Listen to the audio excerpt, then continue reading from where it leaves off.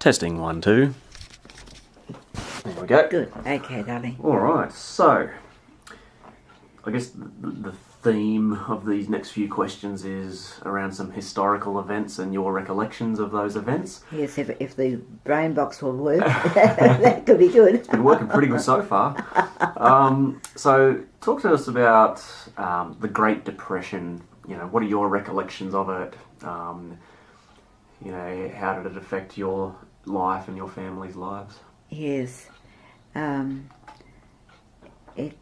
Great Depression.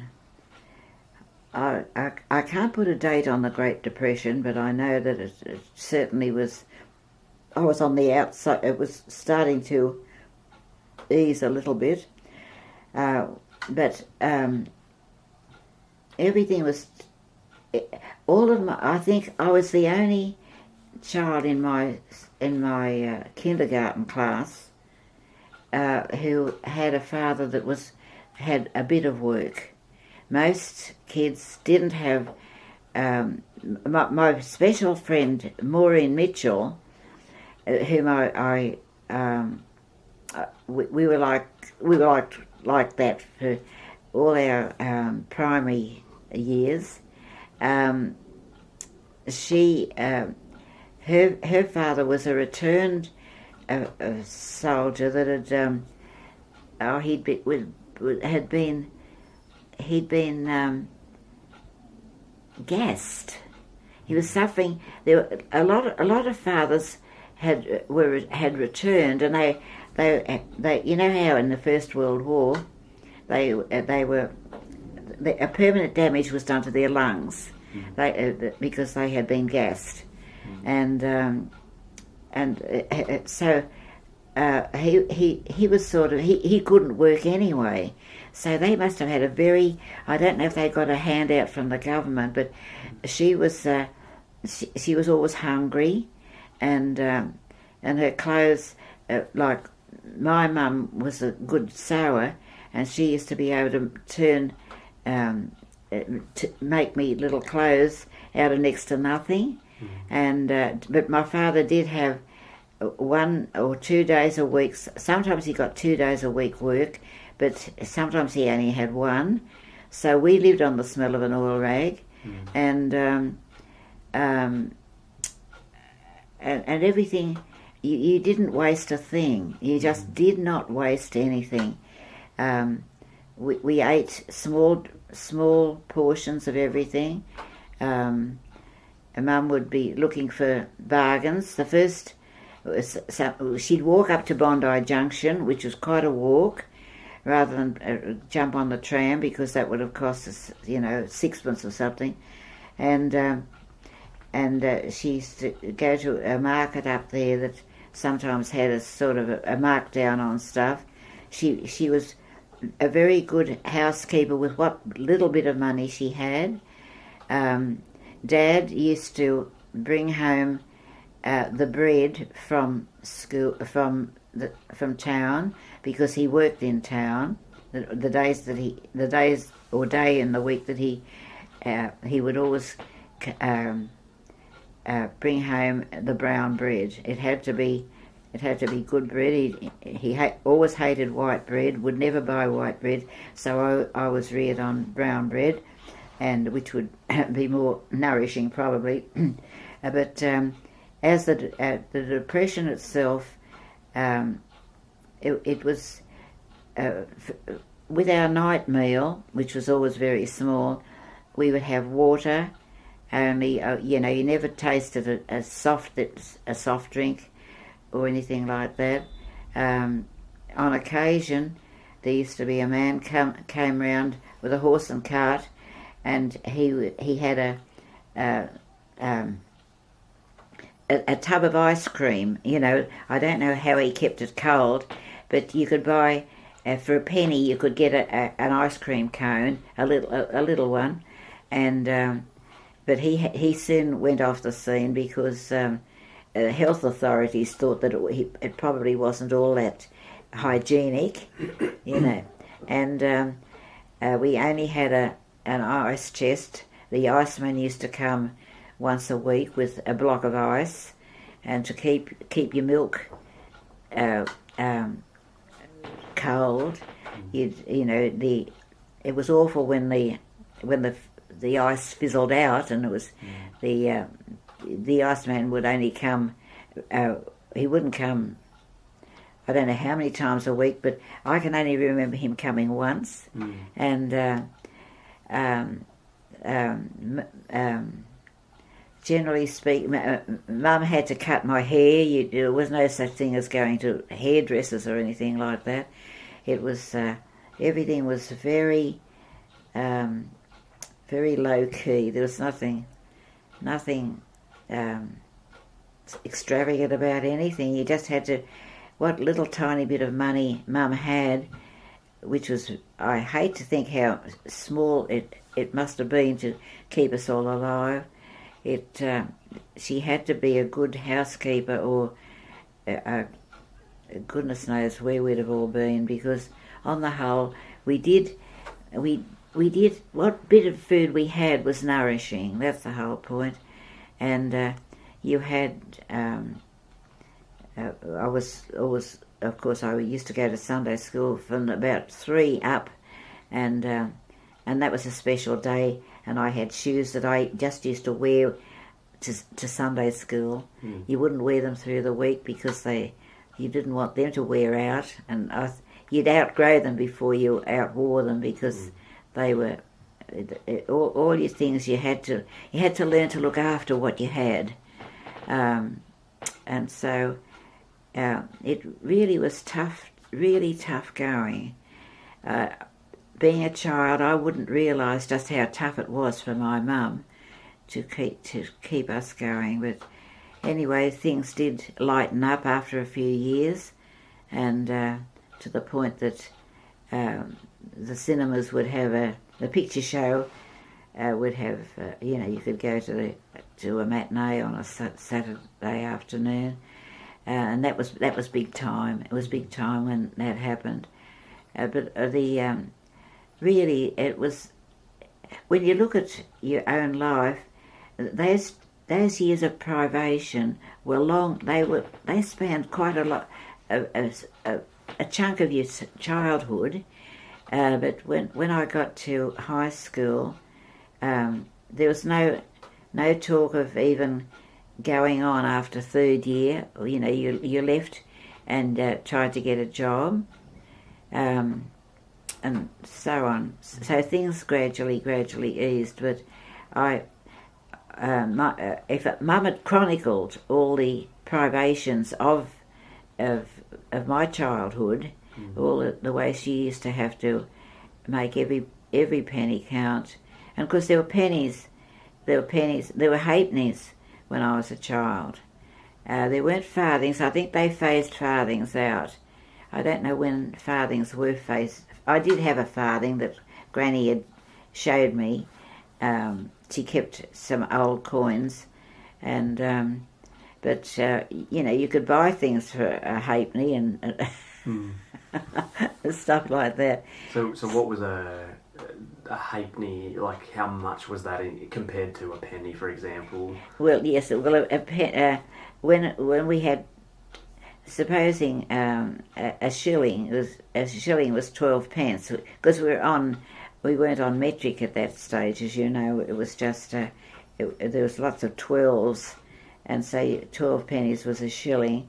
Or I think it went like that, and then that was like a shilling was, I suppose, like a 5 cent. I don't know, the 5 cent or a 10 cent. Look, when the big switch came, I can't remember how it all worked out, but you could still, when in the lolly shops, when you were buying like little aniseed balls, you got 20 for a penny. So if you only had a halfpenny, you'd get 10. Yeah, okay. So it was about half a penny. Yeah, that's a halfpenny was a half penny. Halfpenny. It was H-A apostrophe. Halfpenny. Half penny. It was meant half penny. That's right. And of course, then you had the quarter, the the little. Oh golly, gosh, that takes some thinking through. But when things lightened, of course, it was possible for me to get some sort of a trade behind me and get to to learn typing and shorthand and office work, just office work, and so on. So it gradually lifted, but by the time you were a teenager, there's a war again. Right. And it's the wars that make the depressions. Yeah. There's always a slump after a war. Well, actually there wasn't, but there was after the Great War, and we've been celebrating that this week. Yeah. So I can't tell you much except that I'm very thankful when we were in the Depression that my mother was so clever with a needle that she could clothe me, because some kids just looked, their clothes were just awful, and it was just a case of keeping as clean as you could, really, and it was really privation. But we survive. You survive, and golly, when you think of the world today, and I think of those poor creatures in Syria or wherever they are, those ones that have been hunted out of. They're living up on the mountains, and the families are sort of starving. They're sending aid to them. The Christian country, the civilised countries are sending aid to them because they certainly need it. So it's sort of to me that's worse than any depression. When you this day and age, it's a terrible thing. So I'm sorry I can't give you more about the depression, darling, because that's fine. I just know that it was tough for my mum. And you mentioned that your dad might get one day a week of work. Yeah. So what would he do on the other days, the other 6 days? Well, he'd pot around the house, of course. He would. I can't remember because I would be at school. And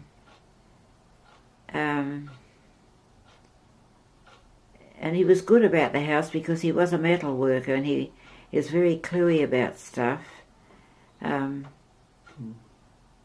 honestly don't, and he just because he'd help Mum. He'd never do any housework. Mum would always do the housework, but I don't know what Dad would do. I have no recollection of him being around, because as I say, when you're at school most of the best part of the day, you're not conscious really of I couldn't honestly tell you, Ben, what he would do on those other days, but he used to love to go to work, of course.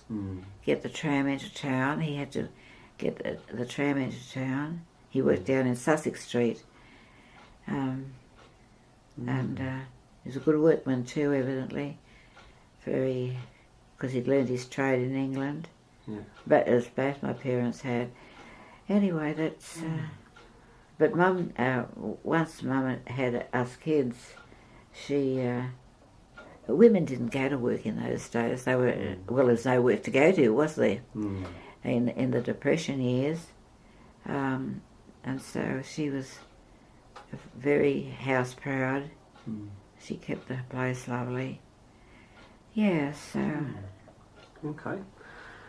So the next question I had was, and my knowledge of this part of history is very thin, so I don't even know exactly what years this happened, but the prohibition of alcohol, were you alive when that happened, or was that before your time? Prohibition of alcohol? Yeah. I can't remember. That was America, wasn't it? I think it was more probably in America, yeah. I can't remember. Not that... I can't remember any prohibition here on alcohol, not at all. Okay. Yeah, no. That's probably right. My knowledge of that, as I say, is not very good, so I'll probably missed the mark on that one. All right. Because mind you, Mum and Dad would always have a glass of wine when they went visiting of a night. they would with their friends. They would sit around playing cards, and they just have one little wine glass of whatever the grog was. I don't know what it was, but that was always part of the evening, with them. Yep. And everything seemed simple, even the activities was simple. Yep. And nothing sophisticated. Okay, cool. Okay, so Mark and my mum had a few questions around the war. So I know we've already touched on the war, but again, just to make sure I'm not missing anyone's questions here. So Mark says, what are your memories of the war years, so World War II, and how was life different at that time? So, well, I think we tackled that, didn't we? We have talked a bit about it, yeah. So it was just a time of seeing loads of your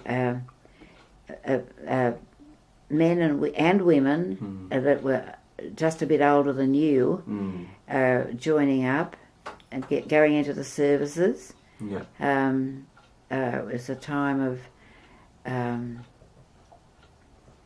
restrictions. It was a time of things on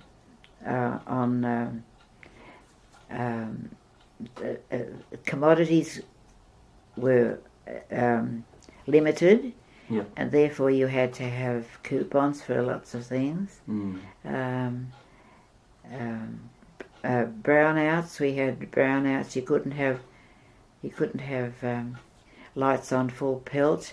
You had to have your windows taped in case of flying glass.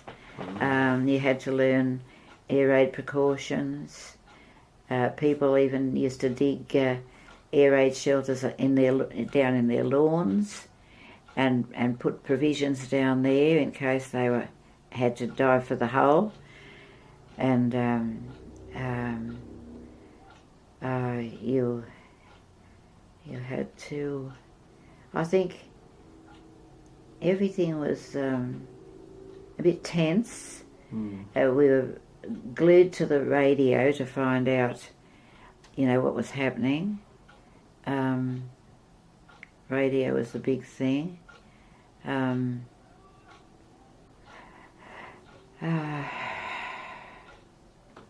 me think. I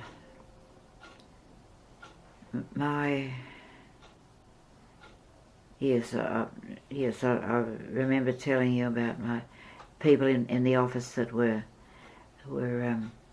that joined up and were killed.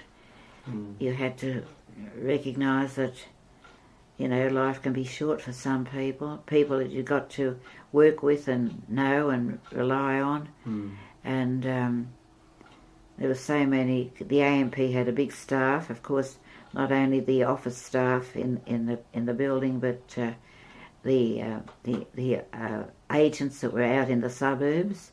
Yep. And everything had to be duplicated. All your office records had to be duplicated and sent way up to the country. People from England were there was an association called the British. What were they? Orphan? Were they? I got caught up with a group that were sending stuff to England because things were so dire there. But you were very conscious of how close England was to, and your relatives over there, to where the fightings were, stuff like that. And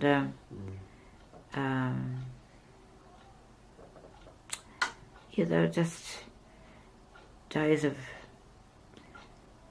you be anxious to know what was going on in the world, who was what was being, where the fighting was, and one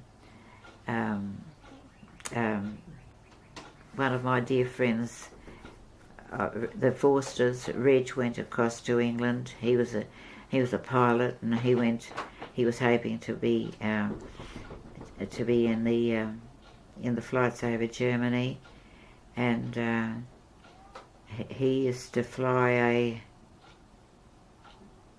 what was the plane that anyway, he was very active.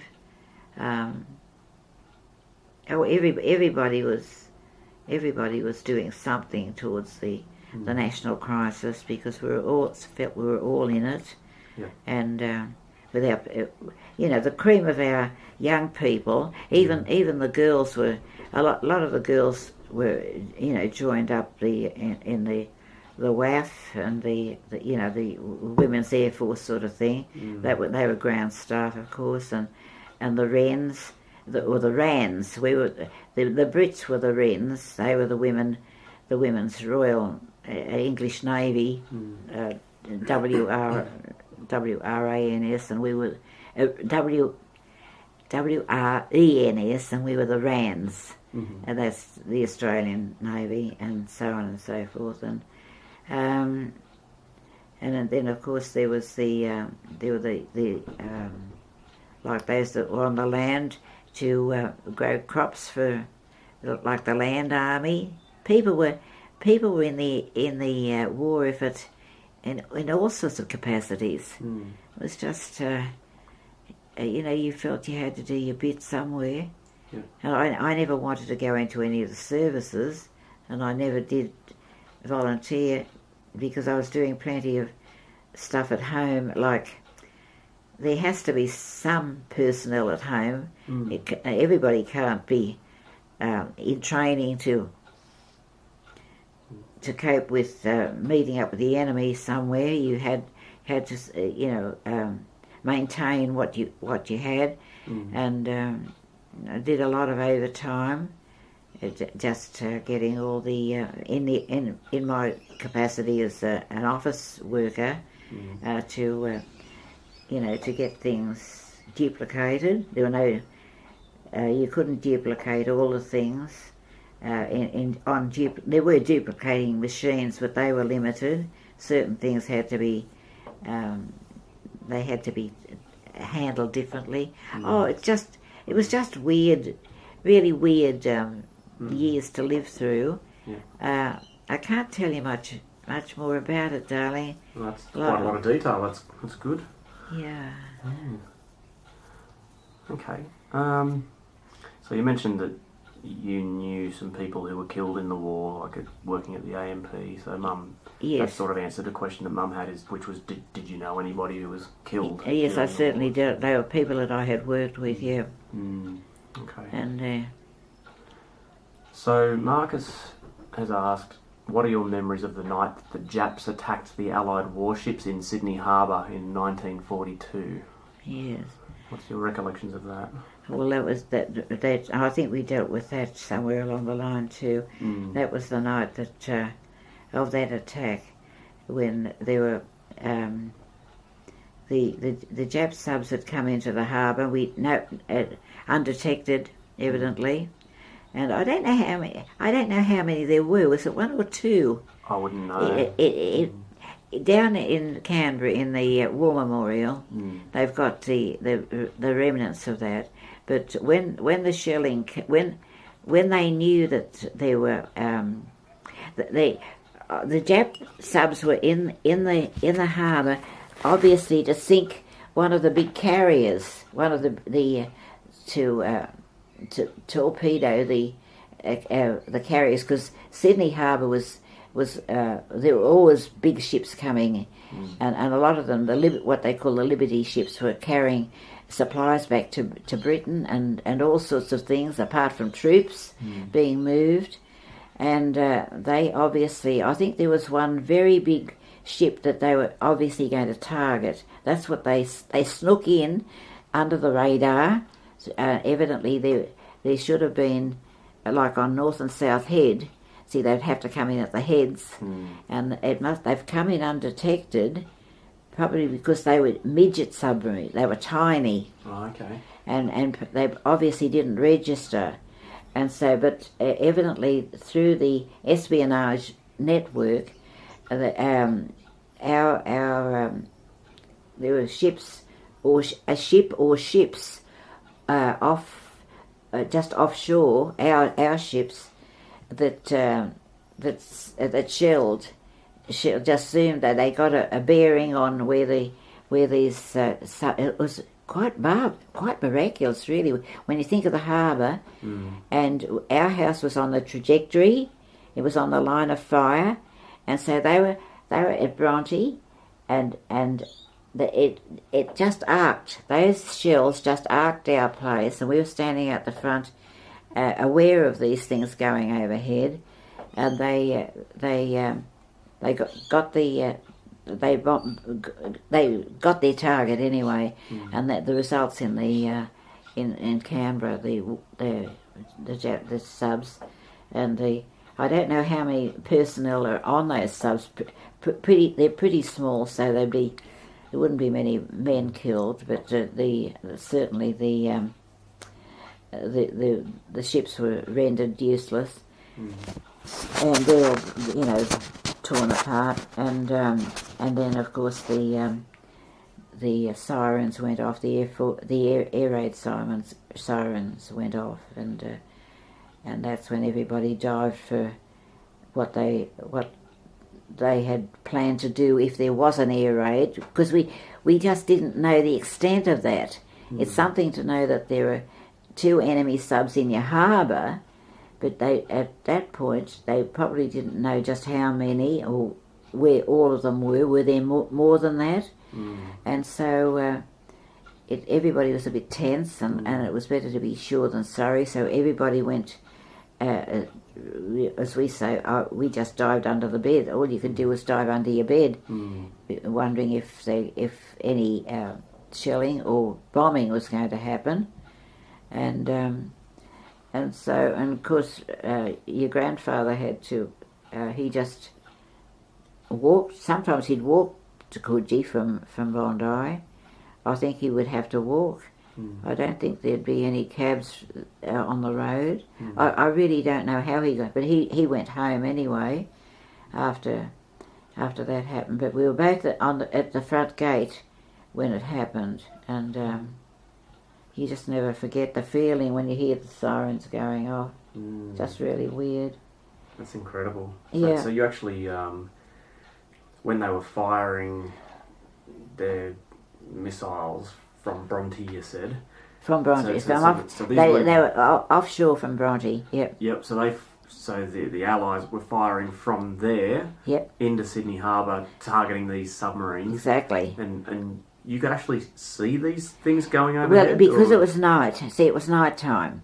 But when as we was just standing there, you're standing at the gate just chatting, and all of a sudden this thing went.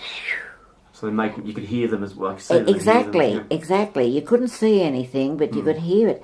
And I said to Dick, "That's going too fast for an aeroplane. What is it?" And another one came over, and we didn't know what that was, and nothing happened. I think the sirens didn't go off. Dick had jolly well gone by the time the sirens went off. He'd gone, and I was inside with getting ready for bed when the sirens went off, and so I knew what I was going to do. I was going to get under my bed, and so we just waited, and I didn't go out again. I didn't go out into the yard again, into the front yard. I just stayed inside the house, and I don't know if any more shells went over after that, but what I do know is it was a good hour after Dick had gone that it could have been half an hour after those shells had gone into the water that the sirens went off, and I don't know how long it was before they gave the all clear, but the all clear did come sometime later. Could have been 2 hours, could have been 1 hour, and whatever it was, and that the all clear sounded, and so You felt you could get into your bed. It makes you don't quite know what to do at that time of the night. See, it would have been, I suppose,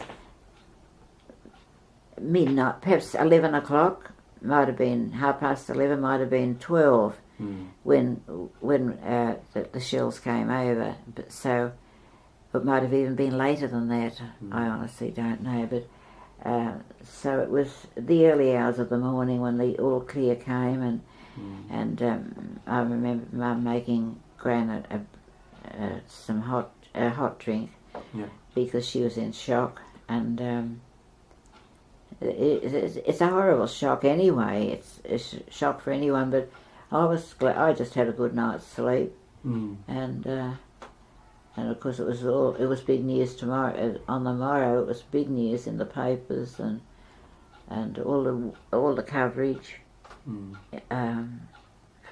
the media, whatever media had got the news. Everybody knew about it, and so that was the only thing.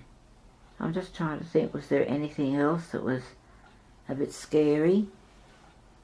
Not really. I can't think of anything else. Nothing comes to mind anyway, Ben. Okay. Yeah. It's amazing. It's fascinating.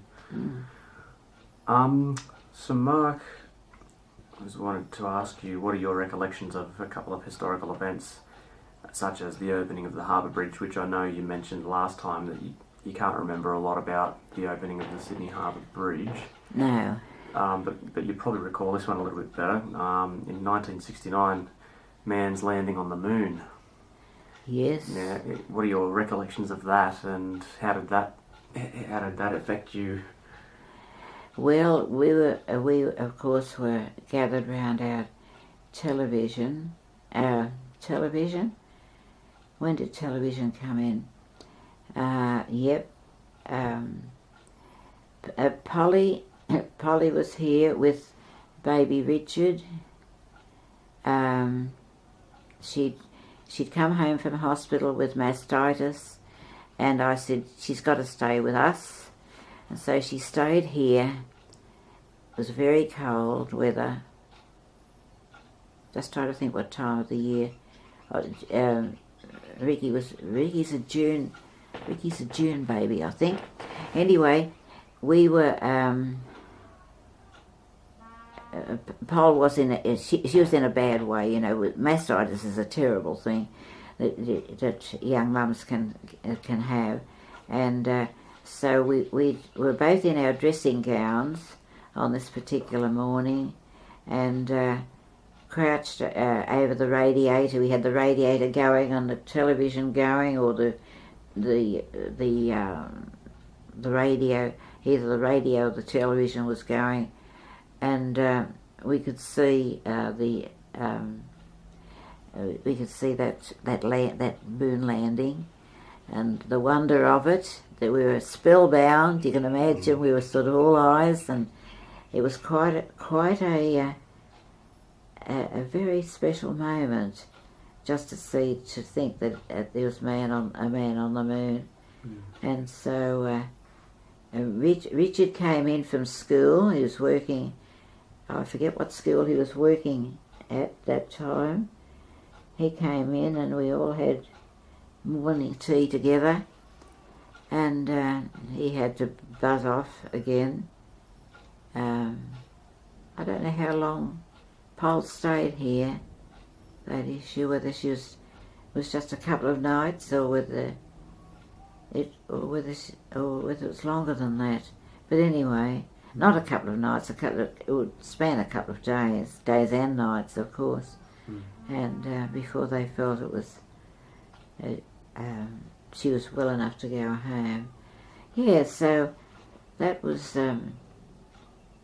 very exciting. We found that extremely exciting. And I'm just wondering, Richard, of course, would have been back at Ellesmere Street, I presume. I must ask Rich when I see him when Ellesmere Street was built, or whether the landing on the moon was after. What year was it? Do you know? Yeah, 1969. What was it? 69. 69. Yep. Oh, how old's Ricky? Oh, Rick. 60. Rick's in his 40s. I was born in 78. He was born on the 9th of June, 69. Right. It's easy to remember, 9669. Now that's his birthday, and he was only a tiny wee fella. Or he was a bouncing baby actually, but poor old Paul, she was in a state with mastitis. Yeah. So, what would I be? What would I know I was in hang on.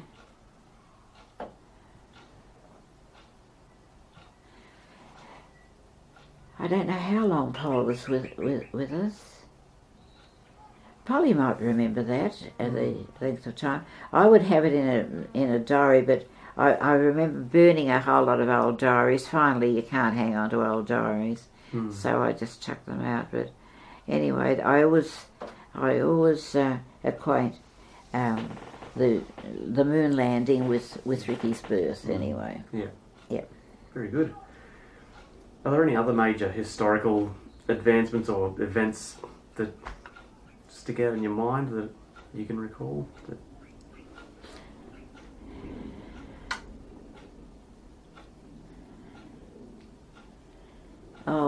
Only when Rob was born, I was in St Margaret's Hospital, and all the nurses there were watching the Queen's wedding. Were listening. There was no television. Hang on. They were listening. Were they listening or were they watching the Queen's marriage to Philip, Prince Philip? And they were delighted. And they're Roman Catholic nuns, you know, the sisters in that hospital. So a lovely maternity hospital. I think it's gone. It's the way of all flesh at the moment. I think it's non-est, but it was one of the leading baby hospitals in Sydney. It was up there in Darlinghurst, and I remember them being really excited. They were lovely. There's nuns, and I've got a lot of time for them. The nursing nuns are lovely, and I always remember their gentle attitude. I always remember a beautiful sister saying to me, I was thanking her for the good care they took, she took of me, and she said, "It's a privilege, Mrs. Jones, to have looked after you," and it's a lovely way. She was just a dream batch. But that was big news for us, because there was Elizabeth and Philip being married, and I don't think it was the coronation. When did the coronation came later, didn't it? I just forget the sequence of those. But anyway, so the coronation of our Queen, and I'm a royalist, of course, you know that, and that was always lovely because I'm 3 years older than the Queen, and so I've always related to her on the world scene. That was, to me, that was big time anyway. Yeah. And I can't think of anything else that was big time. Nothing else is coming. Apart from that, I'm very mundane. I've had a wonderful life, really, but it's not a sensational life, and it's been a joy to have the children. It's certainly a joy to have all the grandchildren and great grandchildren. Yeah. So that's about it. Yeah. Well, there's just one more question in the sort of category of history and historical events, I guess, and this is from Beck. And she's asked, what was the most shocking thing or things that you ever found out? You know, worldwide news or events or whatever. So, what was the most shocking The most thing? shocking thing. The thing that shocked me most. Let me just think that one through. The thing that shocked me most. I think the atom bomb. Hiroshima? On Hiroshima, yeah. I think. Shocking, but in a sense, while it was terrible and terrifying and awful for those people, it did bring that war to an end. You just rather wonder how long it would have gone on, you know, had that not happened. Because the Japs were the last ones holding out, weren't they? They were so cruel and so awful. Their treatment of our boys was absolutely an outrage. It was so disgraceful. You could not put your finger on it. You couldn't grasp that they could be so evil and so cruel.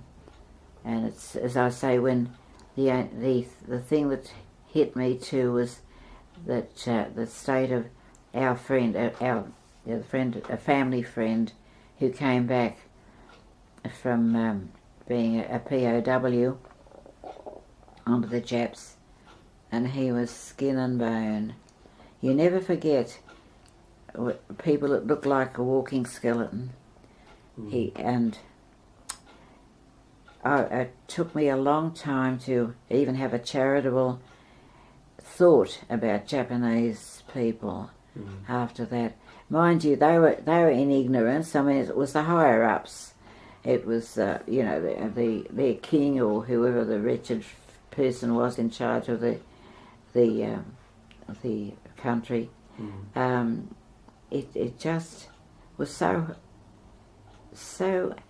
absolutely cruel, the way they starved them, beat them.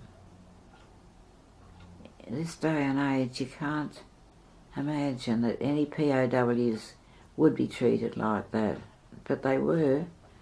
And of course, poor Jock didn't survive. In no time at all, his sister was burying him, but he did. He sat in my mother's lounge room and just gave out. He sat and talked for hours about it, and you could just see how absolutely cruel they were. Unbelievably cruel. And it takes a lot of healing. Anything when you get a visual or a mental picture of what they went through, and a visual aid too. I mean, we saw so many of they used to call them, well, when it was Germany, the Belsen horrors. Well, Belsen, of course, was Germany, but the building of the Thai-Burma Railroad was a death sentence for so many of our boys, and they had to work like navvies. They weren't fed. They were beaten, and they were cruelly treated. So we are called upon to forgive, and it's sometimes you have to work on that one. You know you've got to forgive them, and but that inherent cruelty is one thing. It's one thing to be what I call an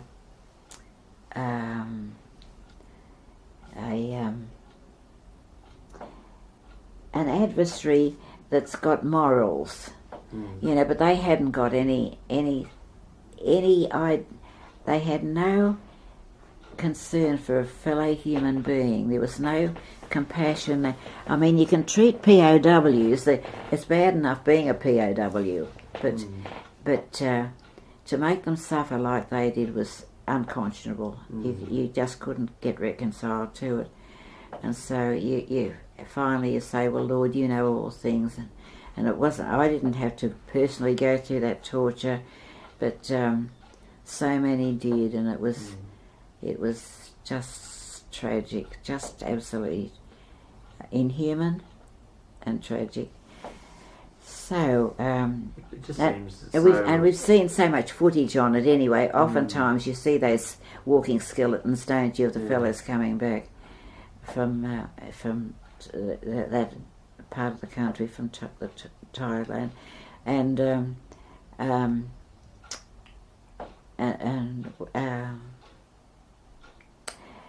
the way the Japs, the warfare, that jungle warfare was dreadful.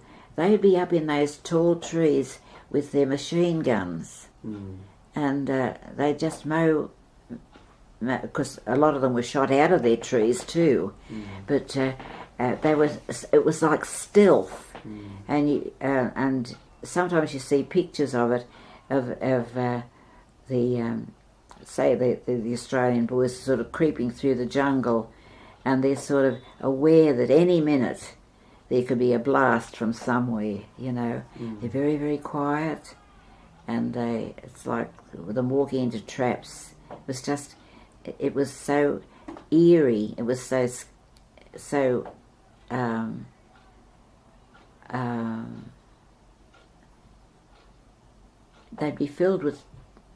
they would be really filled with fright, I'm quite sure, with terror, the conditions that they lived under, and in those islands, those islands of the Pacific, and it's amazing. Some of those outposts, years after the war had finished, they found people who were still thinking the war was on, and it had made such an impact on a lot of those islands, those Pacific islands. And so that really shocked me more than anything. I think it was having a personal friend, a personal family friend that had suffered at their hands that made it more horrifying to see him and to hear what he had to say. And he was a Scot, and apart from coming from Scotland, to go into to be a POW in that awful humid area that he was fighting, and then to be so ill-treated when he was caught and made a prisoner of war, it was just terrible for us all. He was a great fellow too. He was a great scout. He was a leader in the scout movement, and one of the seniors, and a lovely, lovely man with a beautiful nature. And Jock Mumberson was his name. Just a beautiful person. Yeah, so that's all I can tell you about that arena. We knew no one apart from the naval, mainly the men that I used to work with at the AMP who died were either in the Navy or the Air Force. I don't know about our ground troops because that was more in the Pacific area, but although there were others that were in Egypt, I think. Was it Egypt? They went where the desert, what they call it, a desert fox. Do you remember that cunning German officer? What was he called? That was his nickname anyway. He was in the desert areas. So it was on a lot of fronts. Yeah. It was on a lot of fronts. Okay. No worries. We might get through all these today, Grandma. I've only got 1, 2, 3, 4, 5, 6, about 10 more questions. So is that right, Ben? We'll see how we go, because yeah, I know absolutely. that, I don't. The last thing I want is to impose, or I know that Kim's going to be calling soon. Yeah. Well, I'll get you to answer the phone again, and Kim can see that you're here. That's no problem. No, absolutely no problem. All no. Right. So, shoot, what's All the right. next one? So I've got a few questions about the medical industry and whatnot. So you lived in a time before vaccines had been invented. So I'd like to just hear your thoughts and recollections about diseases like polio and whooping cough and other diseases that we don't see today because of vaccines. So yeah, I guess polio is one of the most awful ones that yes, well, that's right. Well, you just went down with all of those things. Not polio, praise the Lord, not polio, but I as a child, I certainly had whooping cough and all of those other things. You just had to, and whooping cough and that thing where you've got all these awful scabs, not chicken pox. Measles, mumps. Oh, I had measles and mumps. Yeah, I had them. Rubella. What else did I have?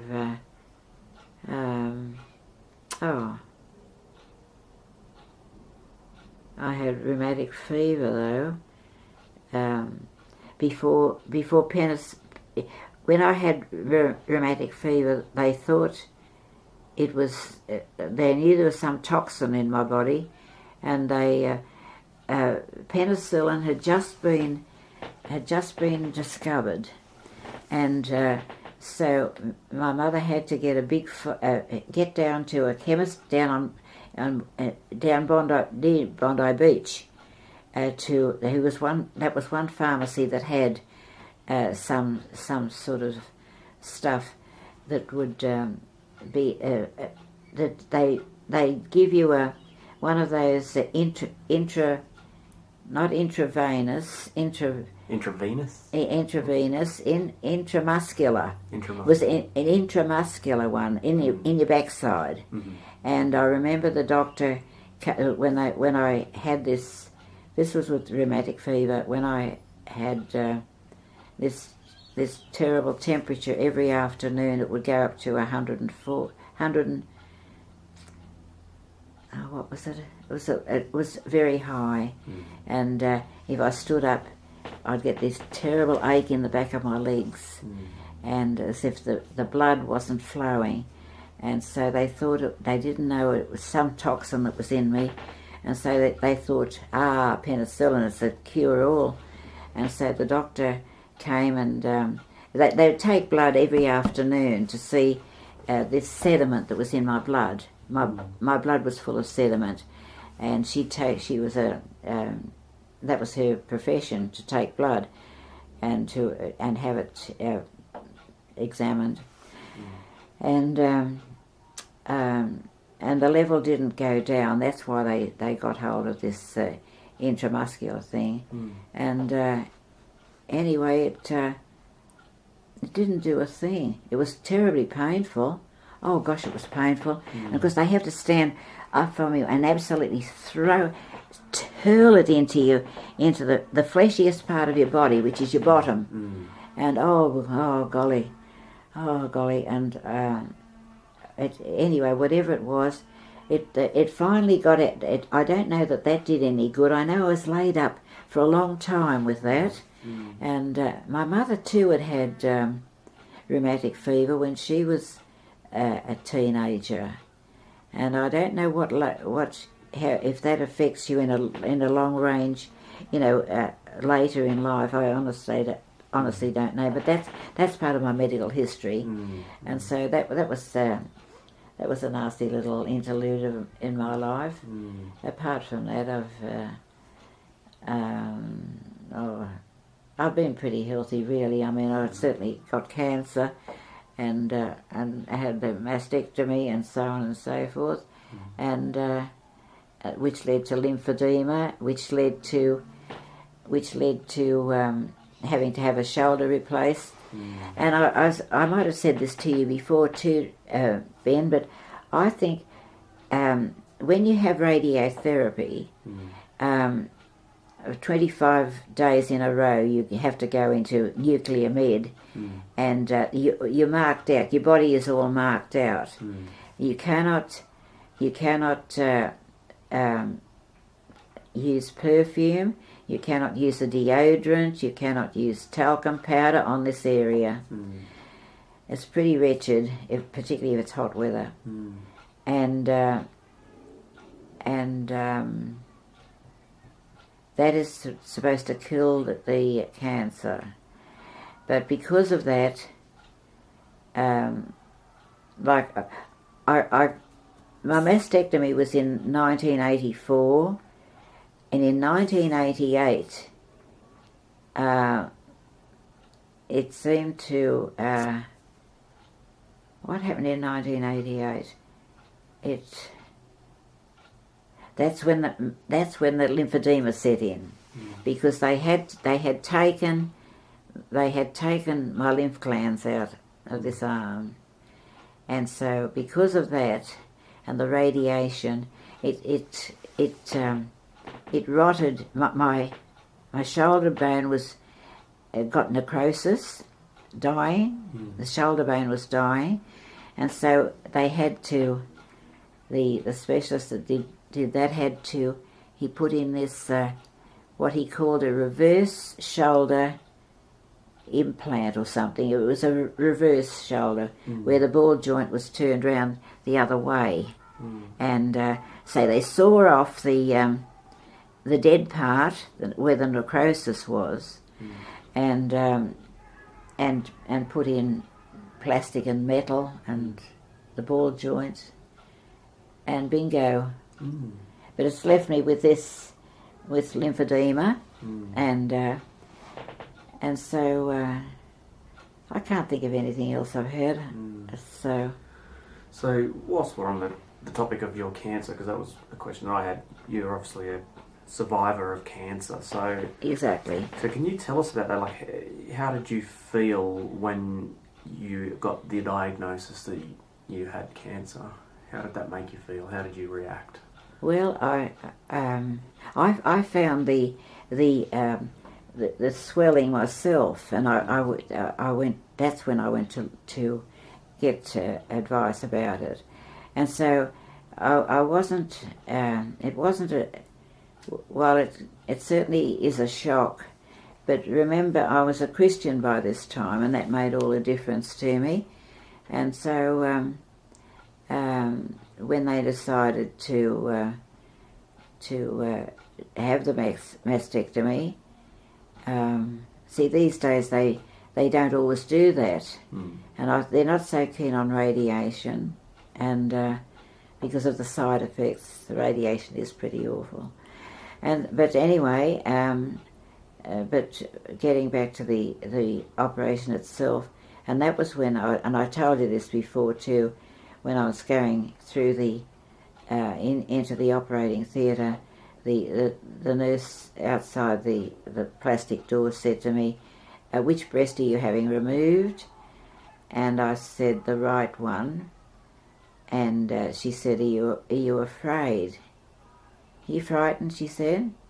And I said, "Why would I be afraid when the Lord's with me? And when I can pray?"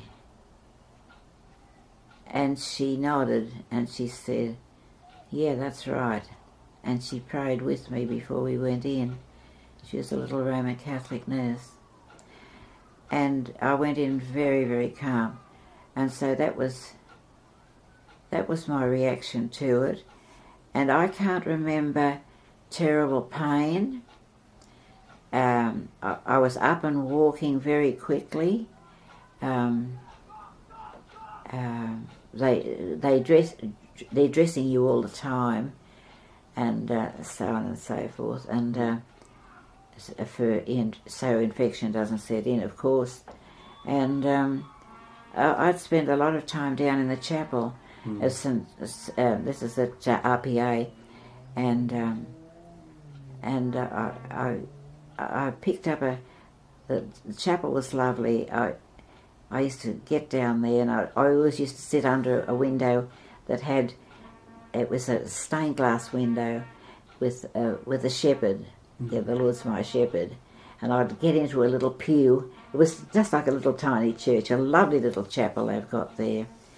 I picked up a hymn book, and there was a lovely little hymn in there that I learnt to sing, and I was all on my own, and I'd spend about half an hour down there, and then I'd come across and get in the lift and get this is in the Blackburn. There used to be a building at the back of the hospital, part of the hospital, of course, but it was, I think all the cancer patients were in there, and I used to get the lift up. I was up pretty high in that building, and I in fact, I used to leave a note on my bed in the chapel, in case the doctors were wondering where I was, and I used to wander around. I was very mobile, within days of having it done, and it was good. And so, I was checked out for years and years and years and years, and you'd be on a check-up just to see how things were going, if it had spread, if da. And so, that's in some way, that was okay, by God's grace. Okay. So you mentioned last week, I think it was, that you had a miscarriage. Yes. And I wasn't aware of that until last week. Yes, that was weird. So can you, if you're comfortable talking about it, can you tell us? Yes, it was.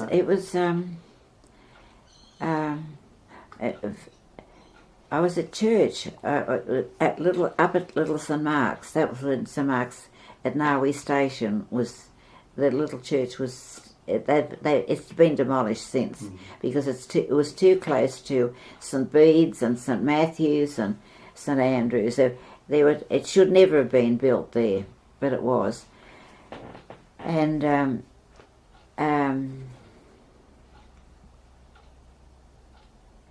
I was at church, and I stopped to talk to one of the after the service. I was talking to one of the wardens, and all of a sudden I got I was pregnant, and I was booked into Canterbury Hospital, and all of a sudden I could felt it was. Do you remember a dog called Rebel? I don't think I ever met Rebel, but I know you spoke quite a bit about Rebel last week, and I've heard you speak of him before. Yeah. Well, Rebel was the dog that I absolutely adored. Anyway, it must have been about Rebel's time, because I equate that with Rebel. No, it wasn't Rebel, or was it Rebel? It was Rebel, I'm sure. Anyway, and I got this awful pain, and all of a sudden I looked down. I felt something giving way inside me, and all of a sudden I was standing talking to this warden, and I thought, oh, and I looked down, and there was blood on the floor. And I thought, oh, glory, don't tell me. And I was very distressed, and he was lovely. He was a family man, and he very, very quickly cleaned it up. And he got me, first of all, he drove me home, because the service was over, everybody had gone. I just stopped to have a word with him. And and so I was stuck in bed, and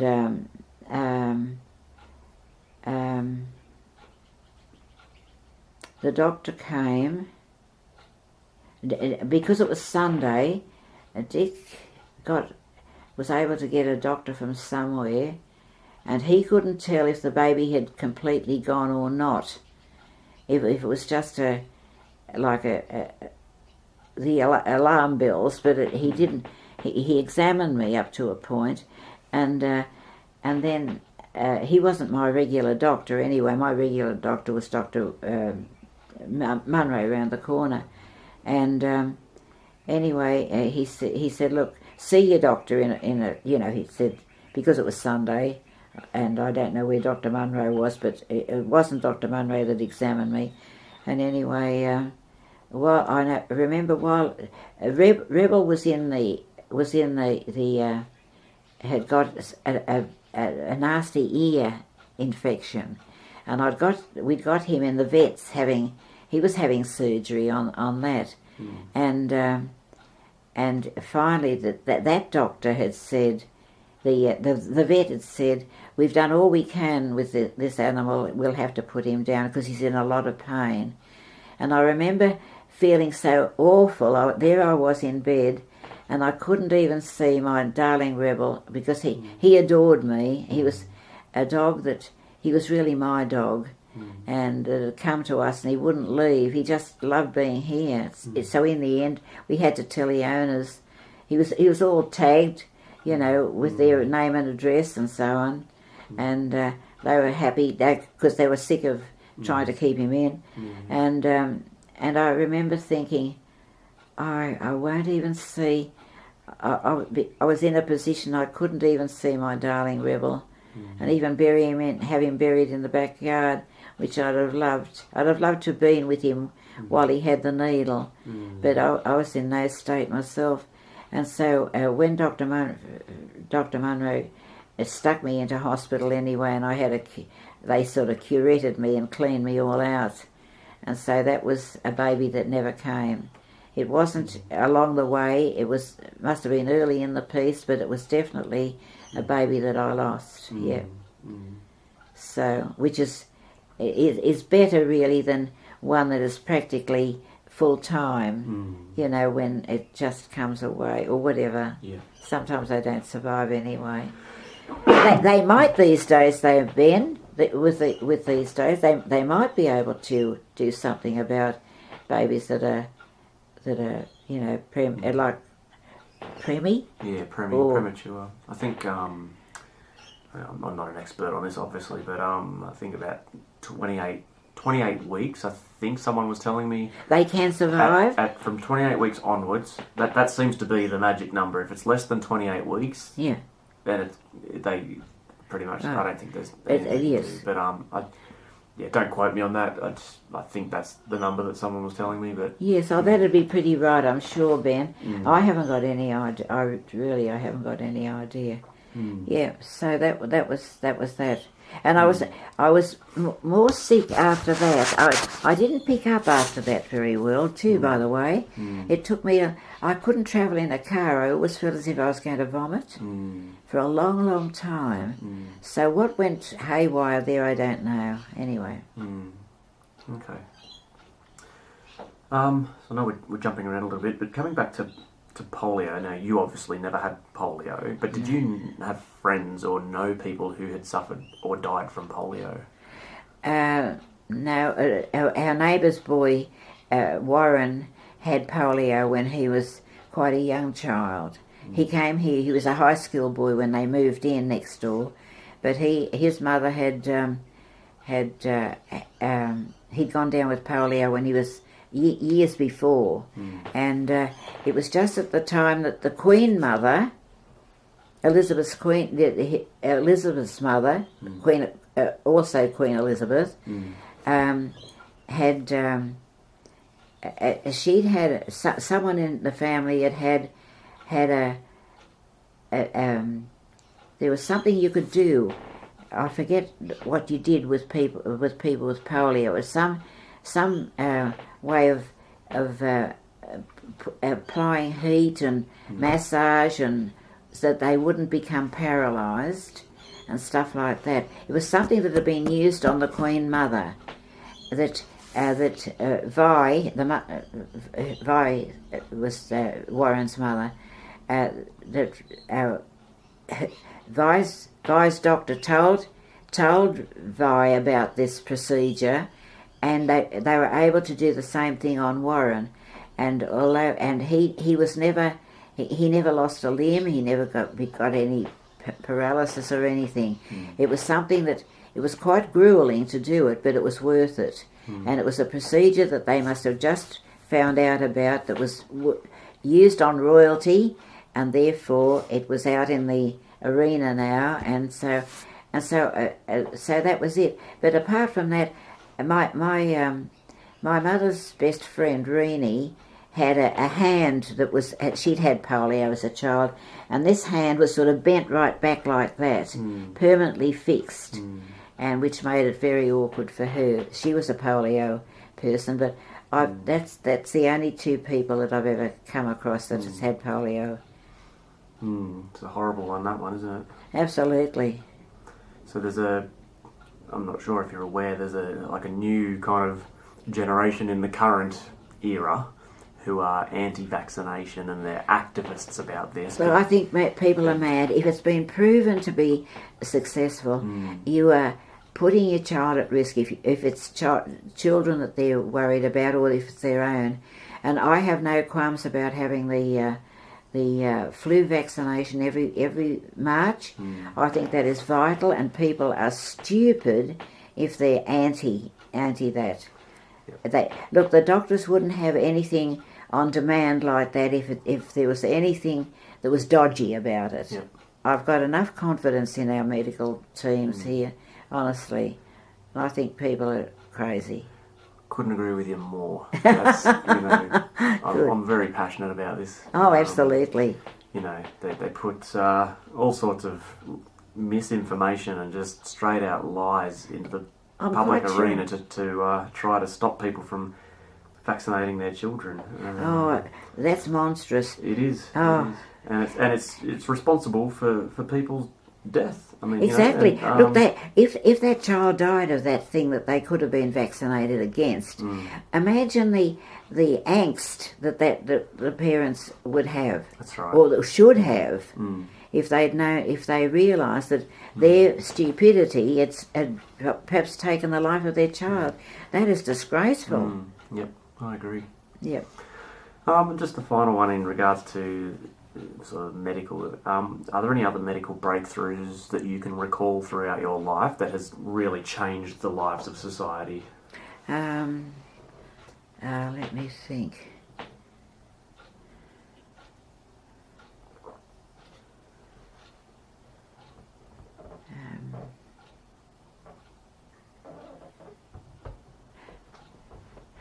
No, I think probably the only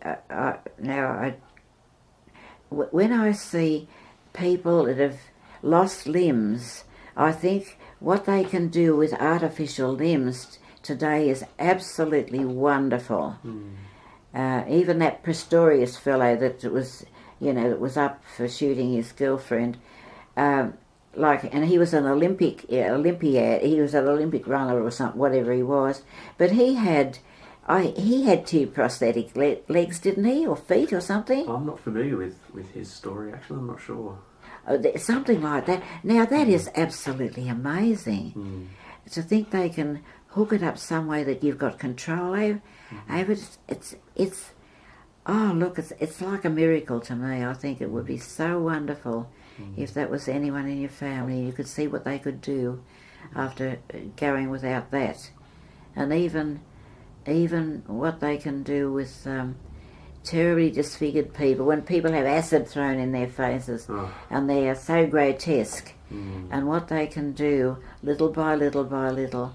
It must be a long process, but it's wonderful how they can transform people. Just not to look so awful, because that would be dreadful when everything's out of gear and they're grotesque. That's an awful burden to bear, isn't it? It is.